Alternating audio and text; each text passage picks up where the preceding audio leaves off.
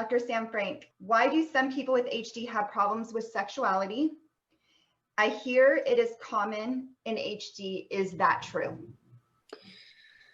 So this is also something that we talk about actually quite a bit in the clinic because we have a young, otherwise healthy population, and we talk about reproduction options a lot, but the actual act of reproduction is also something that needs to be discussed.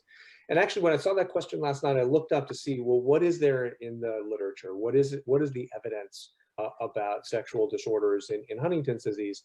And I found one study published in 1993.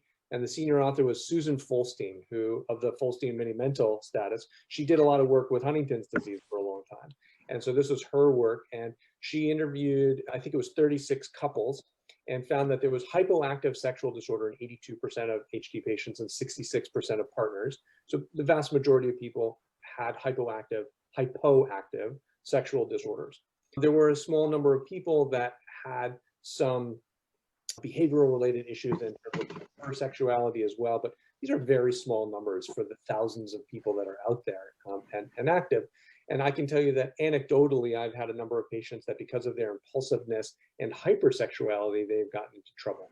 Whether it's exposing themselves, having unwanted children, there's a number of hypersexuality related issues as well that can go along with Huntington's disease. But when people have a chronic medical condition, by and large, sexual drive actually goes down. And that's not specific to Huntington's disease, that's across all chronic diseases. There are autonomic related issues too. So we think about the motor system in the body, the sensory system, but then there's the autonomic system that controls involuntary behaviors like our pupils, our gut, our stomach, our blood pressure, and sexual functions. And that can be impacted in Huntington's disease as well. So there's not only less of a drive, but there can be some physical related issues that reduce sexuality or sexual closeness in couples. And so I think the bottom line is it's really understudied. It's not recognized as well as it should. And it can definitely be a major problem in both directions for couples. Thank you.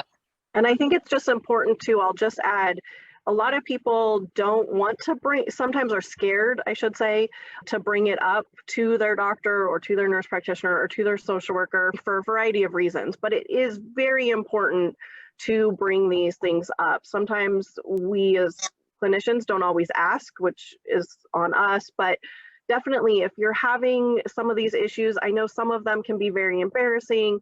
Maybe there's anger involved, maybe there's unwanted advances involved. I mean, it can get very, very emotional, but that's what your team is there for. Believe me, we have heard it all.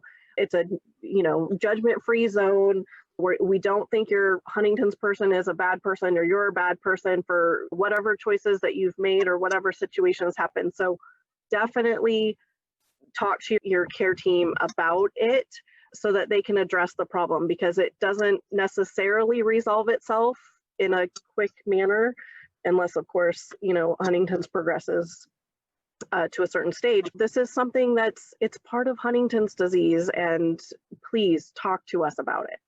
Yeah, it shouldn't be something that's embarrassing. It's not something that you talk about commonly, but it's an important quality of life issue. And in some cases, it can be an important safety issue. And it doesn't matter at what stage of Huntington's disease either.